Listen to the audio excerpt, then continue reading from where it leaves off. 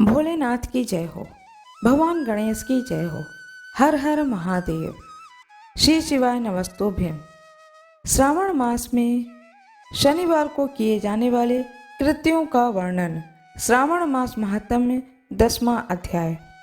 ईश्वर बोले, हे सनत कुमार, अब मैं आपसे शनिवार व्रत की विधि का वर्णन करूंगा, जिसका अनुष्ठान करने से मंतव्य नहीं होता है। श्रावण मास में शनिवार के दिन नरसिंह, शनि तथा अंजनी पुत्र हनुमान, इन तीनों देवताओं का पूजन करना चाहिए।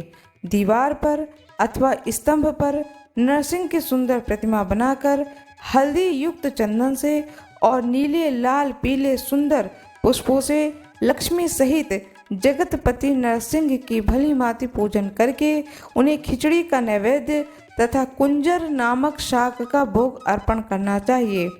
उसी को स्वयं भी खाना चाहिए, ब्राह्मणों को भी खिलाना चाहिए। तिल का तेल तथा धृत स्नान भगवान नरसिंह को प्रिय है। शनिवार के दिन तिल सभी कार्यों के लिए प्रशस्त है। शनिवार के दिन तिल के तेल से ब्राह्मणों तथा सुवासिनी स्त्रियों को उपटन लगाना चाहिए तथा कुटुंब सहित स्वयं भी संपूर्ण शरीर में तेल लगाकर स्नान करना चाहिए तथा उड़द का भोजन ग्रहण करना चाहिए। इससे भगवान नरसिंह प्रसन्न होते हैं। इस प्रकार श्रावण मास में चारों शनिवारों में इस व्रत को करना चाहिए। जो ऐसा करता है उसके घर में स्थिर लक्ष्मी का वास होता है और धन धान्य की वृद्धि होती है। पुत्रहीन व्यक्ति पुत्रवाला हो जाता है और इस लोक में सुख भोग कर अंत में वैकुंठ को प्राप्त करता है।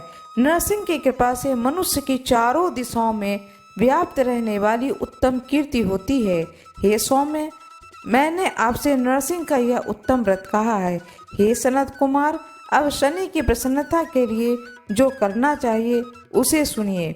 एक लंगड़े ब्राह्मण और उसके अभाव में किसी ब्राह्मण के शरीर में तिल का तेल लगाकर उसे उष्ण जल से स्नान कराना चाहिए और श्रद्धा पूर्वक नरसिंह के लिए बताए गए अन्न अर्थात खिचड़ी उसे खिलानी चाहिए। उसके बाद तेल, लोहा, काला तिल, काला उड़द, काला कंबल प्रदान करना चाहिए। इसके बाद व्रती यह कहे कि मैंने यह सब शनि की प्रसन्नता के लिए किया है, शनि देव मुझ पर प्रसन्न हो। उसके बाद तिल के तेल से शनि का अभिषेक करना चाहिए। उसके पूजन में तिल तथा उड़द के अक्षत प्रशस्त माने गए हैं। हे मुने, अब मैं शनि का ध्यान बताऊंगा, आप ध्यान पूर्वक सुनिए। शनिश्चर कृष्ण वर्ण वाले हैं, मंद गति वाले हैं, कश्यप गोत्र वाले हैं, सौर राष्ट्र देश में पैदा हुए हैं, सूर्य पुत्र हैं, वर देने वाले हैं, दंड के समान आकार वाले मंडल में स्थित हैं, इंद्र नील मणि तुल्य कांति वाले हैं, हाथों में धनुष बाण त्रिशूल धारण किए हुए हैं, गीध पर आरूढ़ हैं, यम इनके अधिदेवता हैं, ब्रह्मा इनके प्रत्याधिदेवता हैं। यह कस्तूरी अगुरु का गंध तथा गूगल का धूप ग्रहण करते हैं। इन्हें खिचड़ी प्रिय है। इस प्रकार ध्यान की विधि कही गई है। इनके पूजन के लिए लौहमयी सुंदर प्रतिमा बनानी चाहिए। हे द्विजश्रेष्ठ, इनके निर्मित की गई पूजा कृष्ण में अर्थात काली वस्तु का दान करना चाहिए। ब्राह्मणों को काले रंग के 2 वस्त्र देने चाहिए। काले बछड़े सहित काली गौ प्रदान करनी चाहिए। विधि पूर्वक पूजा करके इस प्रकार प्रार्थना तथा स्तुति करनी चाहिए।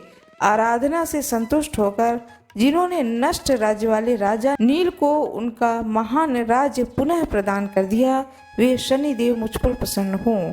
नील अंजन के समान वर्ण वाले, मंद गति से चलने वाले, छाया देवी तथा सूर्य से उत्पन्न होने वाले उस शनैश्चर को मैं नमस्कार करता हूँ।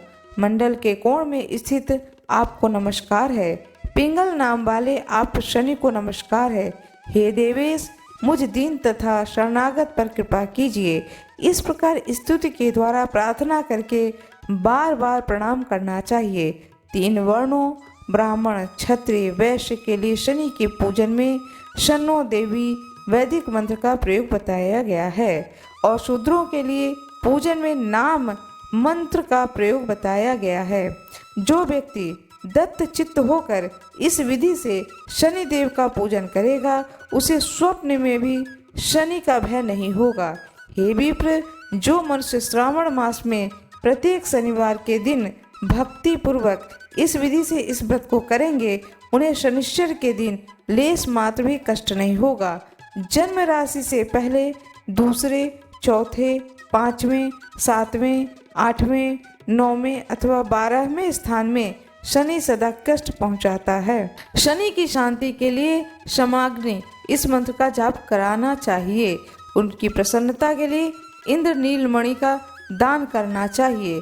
हे सनत कुमार, इसके बाद अब मैं तुम्हें हनुमान जी की प्रसन्नता के लिए विधि का वर्णन करूंगा। हनुमान जी की प्रसन्नता के लिए श्रावण मास में शनिवार को रुद्र मंत्र के द्वारा तेल से उनका अभिषेक करना चाहिए। तेल में मिश्रित सिंदूर का लेप उन्हें समर्पित करना चाहिए। जपा कुसुम की मालाओं से, आक धतुर की मालाओं से, मंदार पुष्प की मालाओं से, बटक बड़का पेड़ के नैवेद्य तथा अन्य उपचारों से भी यथाविधि अपने सामर्थ्य अनुसार श्रद्धा भक्ति होकर अंजनी पुत्र हनुमान जी की पूजा करनी चाहिए। इसके बाद बुद्धिमान को चाहिए कि हनुमान जी की प्रसन्नता के लिए उनके 12 नामों का जप करें। हनुमान, अंजनी सुनु, वायुपुत्र, महाबल, रामेष्ट, फाल्गुन सखा, पिंगाक्ष, अमित विक्रम, उदधिक्रमण, सीता शोक विनाशक, लक्ष्मण प्राणदाता और 10 ग्रीव दर्पहा, ये 12 नाम हैं। जो मनुष्य प्रातः काल उठकर इन 12 नामों को पढ़ता है, उनका अमंगल नहीं होता है और उसे सभी संपदा सुलभ प्राप्त हो जाती है। इस प्रकार श्रावण मास में शनिवार के दिन वायुपुत्र हनुमान जी की आराधना करके मनुष्य वज्र तुल्य शरीर वाला, निरोग तथा बलवान हो जाता है। अंजनी पुत्र की कृपा से वह कार्य करने में वेगवान तथा बुद्धि वैभव से युक्त हो जाता है। उसके बाद शत्रु नष्ट हो जाते हैं, मित्रों की वृद्धि होती है, वह वीरशाली तथा कीर्तिमान हो जाता है। यदि साधक हनुमान जी के मंदिर हनुमान कवच का पाठ करे तो अणिमा आदि 8 सिद्धियों का स्वामित्व प्राप्त कर लेता है और यक्ष, राक्षस, बेताल उसे देखते ही कंपित तथा भयभीत होकर वेग पूर्वक 10 दिशाओं में भाग जाते हैं। हे सत्तम, शनिवार के दिन पीपल के वृक्ष का आलिंगन तथा पूजन करना चाहिए। शनिवार को छोड़कर अन्य किसी दिन पीपल के वृक्ष का स्पर्श नहीं करना चाहिए। शनिवार के दिन उसका आलिंगन सभी संपदाओं को प्राप्त कराने वाला होता है। प्रत्येक मास में 7 वारों में पीपल का पूजन फलदायक है, किंतु श्रावण मास में यह पूजन अधिक फलप्रद है। इस प्रकार श्री स्कंद पुराण के अंतर्गत ईश्वर सनत कुमार संवाद में श्रावण मास महात्म्य में शनिश्चर नरसिंह हनुमत पूजन आदि शनिश्चर कथन नामक 10वां अध्याय पूर्ण हुआ। हनुमान जी की जय हो, भगवान शनि की जय हो, नरसिंह भगवान की जय हो। हर हर महादेव। मेरा यह वीडियो कैसा लगा कमेंट बॉक्स में अवश्य बताएं। कृपया कमेंट बॉक्स में हर हर महादेव अवश्य लिख दें। वीडियो को लाइक कर दें, चैनल को सब्सक्राइब कर दें, बेल आइकन दबाना ना भूलें। धन्यवाद।